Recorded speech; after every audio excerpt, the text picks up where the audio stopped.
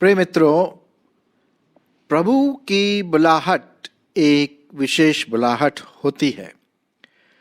अब बचपन से ही हम लोगों को लोग बुलाते हैं, नाम से बुलाते हैं।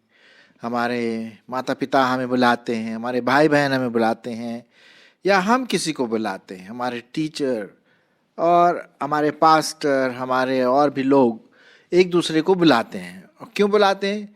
ज़रूर कोई ना कोई काम होगा या कोई बात कहनी होगी, मतलब किसी काम के लिए ज़रूर वो बुलाते हैं, या फेलोशिप के लिए, संगति के लिए बुलाते हैं। सो हम देखते हैं कि अलग अलग प्रकार की बुलाहट होती है। अब जब हम थोड़ा जवान होने लगते हैं, 12-13 साल, 17 साल और उसके आगे, तो फिर बुलाहट और भी गंभीर हो जाती है और हम उसको बड़ी गंभीरता से ले लेते हैं। ठीक उसी प्रकार से परमेश्वर भी आपको और मुझको बुलाता है। और इसीलिए आज का जो मेरा शीर्षक है या टॉपिक है वो है प्रभु की बुलाहट।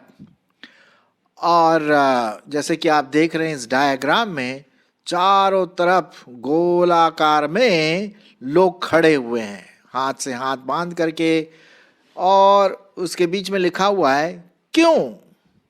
क्यों, ये प्रश्न यहाँ पर लिखा हुआ है। अच्छा, तो प्रभु की बुलाहट क्यों, ये मेरा प्रश्न है। और ये प्रश्न मैं आपके सामने इसलिए रख रहा हूं कि आप भी ये सोचे कि यार, परमेश्वर ने क्या मुझे बुलाया है, और बुलाया है तो क्यों बुलाया है। अब लीजिए ना, एक एग्जाम्पल हम देखते हैं। पौलुस, जो कि बड़ा भारी परमेश्वर का सेवक था, प्रभु यीशु मसीह के पीछे चला और उसने कई कलीसियाएं पहली शताब्दी में स्थापित की। और उनमें से एक कलीसिया थी कोरिन्थ की कलीसिया, जिसे हम बोलते हैं कोरिन्थियों। थोड़ा सा नाम डिफिकल्ट है, लेकिन कोरिन्थ एक बड़ा भारी शहर था पौलुस के ज़माने में, और पौलुस ने वहाँ पर एक कलीसिया स्थापित किया था।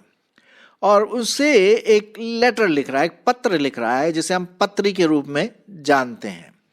तो वो जो पत्री है वो पाया जाता है पहला कुरिन्थियों। 2 कुरिन्थियों हैं, तो उनमें से पहला कुरिन्थियों है। और उसके पहले 2 पद मैं आपके लिए पढ़ूंगा प्रभु की बुलाहट के बारे में। सुनिए, पौलुस की ओर से जो परमेश्वर की इच्छा से यीशु मसीह का प्रेरित होने के लिए बुलाया गया, और भाई सोस्थिनेस की ओर से परमेश्वर की उस कलीसिया के नाम जो कोरिन्थस में रहते हैं, अर्थात उनके नाम जो मसीह यीशु में पवित्र किए गए और पवित्र होने के लिए बुलाए गए, और उन सब के नाम भी जो हर जगह हमारे और अपने प्रभु यीशु मसीह के नाम से प्रार्थना करते हैं। यहाँ पर हम 3 विशेष बातों पर ध्यान देते हैं।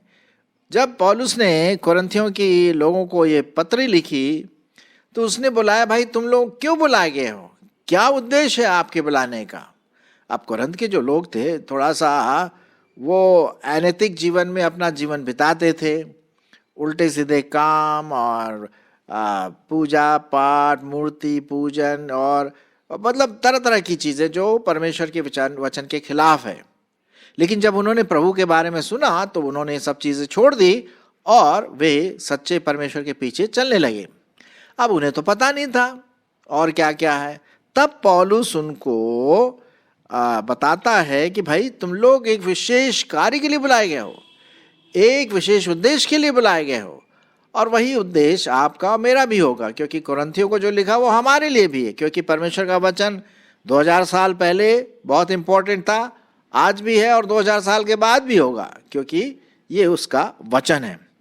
तो पहली बात हम देखते हैं जो मैं आपके सामने यहाँ पर रखने की कोशिश करूंगा, और वो है 2 पद, पहला कुरिन्थियों उसका 1 अध्याय और 2 पद। सुनिए, परमेश्वर की उस कलीसिया के नाम जो कोरिन्थुस में है, ठीक है, अर्थात उनके नाम जो मसीह यीशु में पवित्र किए गए हैं। पहली बात, पवित्र क्या है? पवित्रता, Holi, Holi things, holiness of God, Holi, हमारे मन में जो मानसिकता, पवित्रता के लिए परमेश्वर ने बुलाया। मतलब पवित्र, पहले तो उसने हमें पवित्र किया। कैसे पवित्र किया? अपने लहू के द्वारा। हम पहले पापी थे, आप जानते हैं कि पाप की मजदूरी मौत है, और प्रभु यीशु मसीह ने वो मौत अपने ऊपर ले ली और बलिदान अपने आप को कर दिया, ताकि हम उसके लहू के द्वारा क्या हो जाएं? पवित्र हो जाए। तो जब हम यहाँ पर लिखे हैं क्यों प्रभु की बुलाहट, क्यों? तो पहली बात यह है क्योंकि उसने आपको पवित्र किया। यदि आपने प्रभु यीशु मसीह को अपना उद्धारकर्ता करके ग्रहण किया है, तो वो आपको पवित्र किया है, पहली बात। तो ये आप जरूर सोचिए कि मैं परमेश्वर की दृष्टि में पापी नहीं, पवित्र हूं, इसीलिए उसने आपको और मुझको बुलाया। हाँ, मुझे भी बुलाया, आपको भी बुलाया। बुलाने का मतलब है कि आपने प्रभु यीशु मसीह को अपना जीवन दे दिया, उसकी आवाज को आपने सुना, पवित्र आत्मा की आवाज को सुना, वचन की आवाज को सुना, और तब आपने अपना जीवन प्रभु यीशु मसीह को दे दिया। तो आप तो पहले पवित्र किए गए उसके लहू के द्वारा, ठीक है। फिर दूसरी बात हम देखते हैं, यहां पर लिखा हुआ है, एक तो पहली बात यह है कि मसीह यीशु में पवित्र किए गए एकदम से। अब दूसरा एक और प्रोसेस है, प्रक्रिया है, जो पवित्र होते चले जाएं, पवित्र होते चले जाएं। यहां क्या लिखा हुआ? और पवित्र होने के लिए बुलाए गए। पहले तो आप प्रभु यीशु मसीह में क्या किए गए? पवित्र किए गए, ठीक है। जैसे कि ये पहले हम पापी थे, प्रभु यीशु मसीह के अनुग्रह से, उसके प्रेम से, उसके लहू के द्वारा, बलिदान के द्वारा हम पवित्र किए गए। हमारे ऊपर उसका लहू छिड़का गया, पवित्र बन गए। तो उसकी दृष्टि में तो हम पवित्र हैं। लेकिन अब जब हम इस दुनिया में रहते हैं, अभी तो हम स्वर्ग गए नहीं है ना, और जब तक हम इस दुनिया में हैं तो हमें क्या होते रहना? पवित्र होते रहना है। अब ये प्रक्रिया है, ठीक है। हम मसीही हैं, प्रभु के सामने हम पवित्र ठहराए जाते हैं और हमारा नाम जीवन की पुस्तक में लिखा हुआ है, वो सब ठीक है। लेकिन इसका मतलब ये नहीं कि हम पवित्र हैं तो कुछ भी काम करते रहें। नहीं नहीं नहीं नहीं नहीं, उसको हमें कंटिन्यू साफ रखना है, पवित्र रखना है। अब उदाहरण के रूप में, जब आप बाहर से आते हैं काम से, कभी कभी लोग क्या करते हैं? हर दिन नहाते हैं, और कुछ लोग 2-3 दिन के बाद नहाते हैं, और ठंड में तो साहब थोड़ा सा मुश्किल हो जाता है नहाने के लिए, तो 3-4 दिन के बाद नहाते हैं गर्म पानी से, है ना।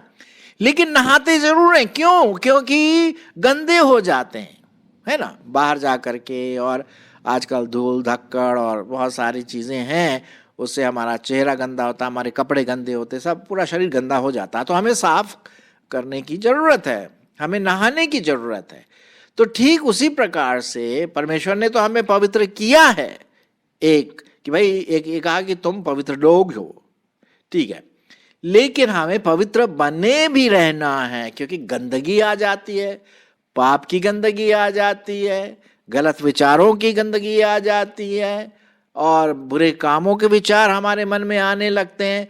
तो हमें पवित्र होने की जरूरत, वो प्रक्रिया होती रहे, आत्मिक नहानापन होता रहे। अब वो कैसे होगा? भाई पवित्र होने के लिए बुलाए गए ना। तो परमेश्वर का वचन आप पढ़ें और मनन करें। जितना आप परमेश्वर का वचन मनन करेंगे, उतना हमारा दिल, दिमाग, व्यक्तित्व परमेश्वर की आत्मा से साफ होता रहेगा, साफ होता रहेगा, साफ होता रहेगा दिन पर दिन, और हम पवित्र बने रहेंगे। अब हम ये नहीं बोलते कि भाई हम एक दिन में पवित्र हो गए और पूरे जीवन भर पवित्र रहेंगे। नहीं, ऐसा नहीं होता। हमारे जीवनों में कभी कभी कमियां आती हैं, पाप आते हैं, और फिर हमें उनको सफाई करनी। अगर हमने कोई गलत बात किया, गुनाह किया, पाप किया, तो हमें प्रभु के सामने उसको तो मानना है ना, उसके लहू को फिर से अपने जीवन में लाना है। ये तो है। हाँ, हमारा नाम जीवन की पुस्तक में तो लिखा है, ठीक है, लेकिन उसको बनाए रखना, मेंटेनेंस बोलते ना। भाई आपने एक कार खरीदी, ठीक है, कार खरीदी, बहुत अच्छी बात है, कार आपकी है, बहुत अच्छी बात है, आप कहीं भी जा सकते हैं कार चला करके, और आनंद उठा सकते हैं, लेकिन उस कार का मेंटेनेंस भी तो करना है? 3 महीने में, 6 महीने में, 1 साल में कम से कम देखना भाई सब कल पुर्जे काम कर रहे हैं कि नहीं, क्योंकि हो सकता खराब हो गया, तेल की कमी हो या जो भी हो, तो उसका मेंटेनेंस करना। उसी प्रकार से हमें पवित्रता का मेंटेनेंस करना है। पवित्र तो हो गए हम, लेकिन पवित्र बने रहें, इसलिए वचन में हम जड़ पकड़ें, पवित्र आत्मा से बोलें कि प्रभु तू मेरे मन को, मेरे व्यक्तित्व को भर दे अपनी आत्मा से। लिखा है ना, दाखरस से मतवाले नहीं बनना है, पवित्र आत्मा से नियंत्रित होता रहना। हमारा मन, हमारा स्वयं का व्यक्तित्व भरा रहे परमेश्वर की आत्मा से। और प्रार्थना के द्वारा हम प्रभु से प्रार्थना कर सकते, प्रभु मेरे जीवन में ही छोटी सी कमी है, ये जो है ये बार बार विचार गलत मेरे जीवन में आ रहे हैं, प्रभु इसमें मेरी सहायता कर कि पवित्र आत्मा मुझे अगुवाई करे कि मैं गलत बातें ना सोचूं। तो ये पवित्र होने के लिए परमेश्वर ने आपको और मुझको बुलाया। डेली मेंटेनेंस, हर दिन का मेंटेनेंस करने की जरूरत है ना।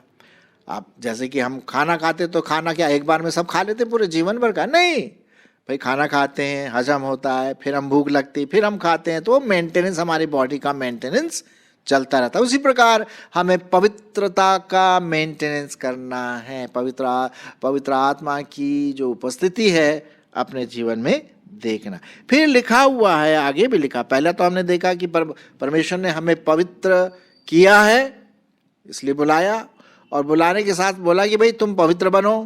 एक जगह पे लिखा हुआ परमेश्वर के वचन में, पवित्र बनो क्योंकि मैं पवित्र हूं। अच्छा, तीसरी बात यहां लिखा, और उन सब के नाम भी जो हर जगह हमारे और अपने प्रभु यीशु मसीह के नाम से क्या करते हैं? प्रार्थना करते हैं। आप इसीलिए बुलाए गए, मैं इसीलिए बुलाया गया। जी हाँ, क्या है? पहली बात कि परमेश्वर ने हमें पवित्र किया बुलाहट के साथ। दूसरी बात, उस पवित्रता को हमें कंटिन्यू हर दिन करना है, अपने जीवन को, विचारों को, व्यक्तित्व को। और तीसरी बात, प्रभु यीशु मसीह के नाम से प्रार्थना करना है।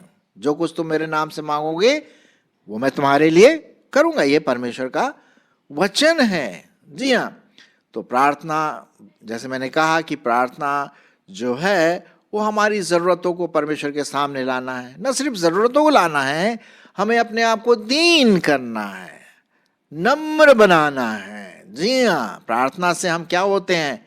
नम्र बनते हैं। परमेश्वर यही चाहता है। क्या परमेश्वर को नहीं पता हमारी आवश्यकताओं के बारे में?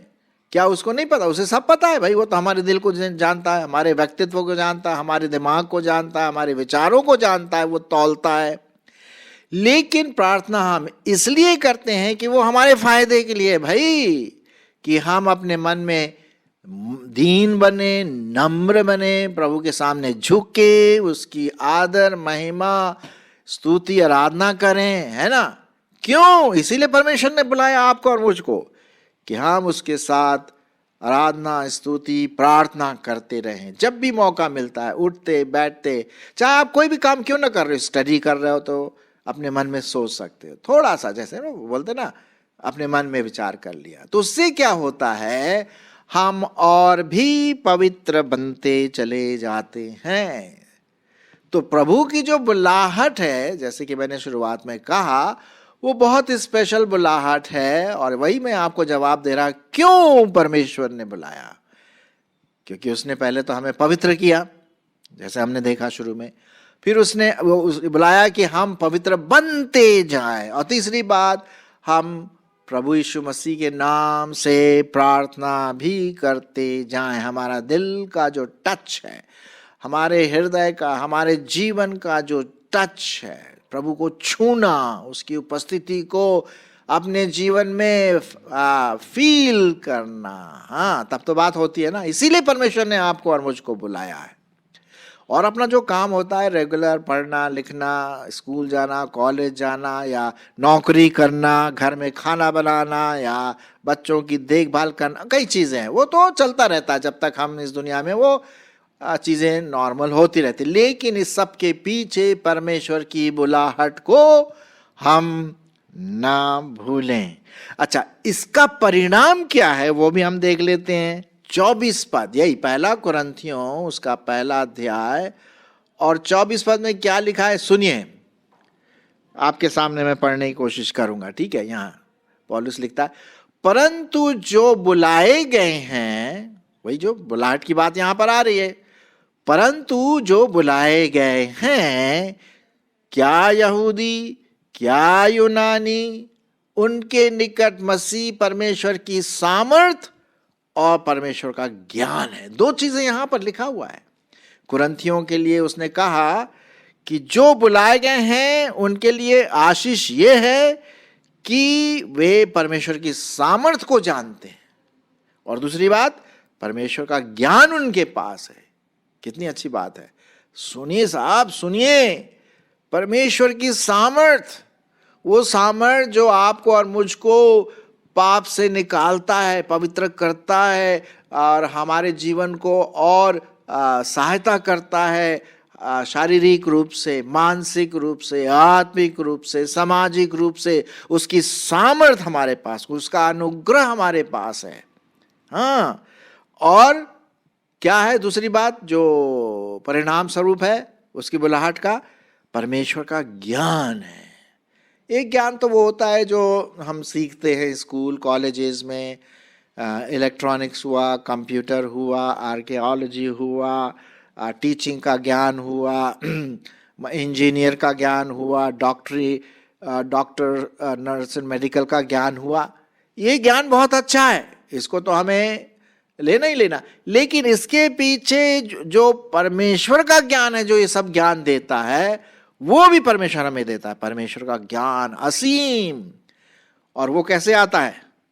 वचन के द्वारा।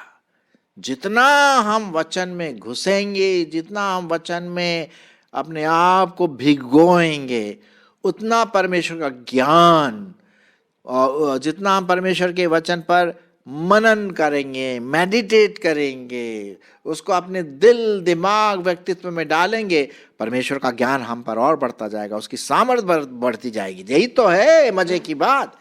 मेरी आशा है कि आप इस बात को समझ रहे हैं कि ये जो है परमेश्वर ने हमें चुना, इसलिए नहीं कि हम बड़े बुद्धिमान थे। अरे वो लिखा हुआ है कि मूर्खों को भी चुन लेता वो। क्यों? क्योंकि उनको वो अपने ज्ञान से परिचित करना मांगता है, उनको परमेश्वर की सामर्थ्य देना मांगता है। परमेश्वर अपना सामर्थ्य, अपना ज्ञान हम पर देना मांगता है बड़ी खुशी के साथ। तो कितनी अच्छी बात है कि नहीं? तो ये सब चीजें जो मैंने अभी आपके सामने रखी, ये प्रभु की बुलाहट की वजह से है। जी हाँ, ये जो है प्रभु की बुलाहट की वजह से है। क्यों? क्योंकि उसने हमें पवित्र किया, जैसा हमने देखा। दूसरी बात, और वो पवित्रता में हम चलते चले, पवित्र होने के लिए बुलाया है, हर दिन, रोज, हर समय।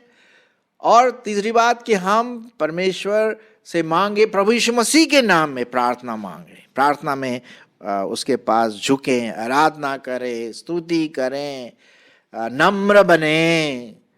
तो उसका जो परिणाम स्वरूप जो होता है, अभी मैंने आपके सामने देखा 24 पद में, परंतु जो बुलाए गए हैं, चाहे यहूदी हो या यूनानी। मतलब यहूदी यूनानी का मतलब यहाँ पर यह है कि चाहे वो यहूदी जाति के हो या अन्य जाति का। भाई हम लोग तो सब अन्य जाति से आते हैं, इजरायली लोग तो ज़्यादातर यहूदी है, लेकिन हम जो हैं भारतवासी, हम अन्य जाति है। दूसरे देश के लोग अन्य जातियां हैं, वो जो यहूदी नहीं है। परमेश्वर ने हमें भी इंक्लूड कर लिया भाई, सेत में तुम भी आओ। सबके लिए परमेश्वर का सामर्थ्य है, सबके लिए परमेश्वर का ज्ञान है। वो बुलाता है, मेरे पास आओ। जैसे कि आपने देखा होगा कभी कभी, आजकल तो बहुत मुश्किल होता है ये सब देखने के लिए, जो चरवाहा है, शेपर्ड है, वो क्या है, बुलाता है भेड़ों, इधर आओ, है ना। वो उसकी आवाज को सुनते हैं और दौड़ते दौड़ते हुए चले आते हैं। हम भी उस भेड़ के समान है कि नहीं? और हमारा चरवाहा कौन है? प्रभु यीशु मसीह है। तो वो जब हमें बुलाता है तो हमें ध्यान देना, भाई क्यों बुलाया, जिसका उत्तर मैंने अभी आपके सामने पहला कुरिन्थियों उसका पहला अध्याय 1 से 2 पद में मैंने दिखाया आपको। ठीक है, तो आइए हम पवित्र बने हुए हैं उस पवित्रता को हम मेंटेन करें हर दिन, और यीशु मसीह के नाम से मांगे, प्रार्थना में अपने आप को दीन करें, अपने आप को नम्र करें, और उसका रिजल्ट, उसका परिणाम, वाह वाह वाह, परिणाम यह है कि हम में परमेश्वर की सामर्थ हो जाती है, हम में परमेश्वर का ज्ञान आ जाता है। कितनी अच्छी बात है। मेरे भाइयों बहनों, मेरी आशा है कि आप इन वचनों से जरूर आशीषित होंगे। परमेश्वर आपकी इसमें अगुवाई करे।